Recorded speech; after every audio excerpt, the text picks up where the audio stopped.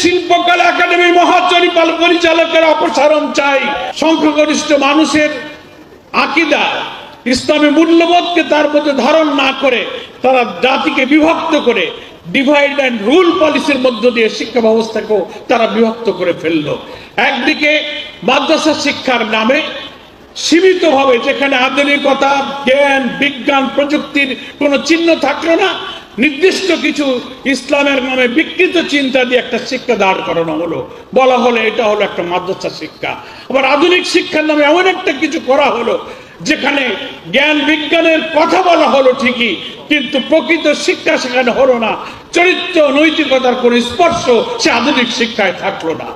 একদিকে সৃষ্টি হলো মিস্টার, একদিকে সৃষ্টি হলো মৌলবী। জাতি দুই ভাগে বিভক্ত হয়ে গেল। একই পরিবারে, একই সমাজে দেশ, জাতি, দর্শন সম্পর্কে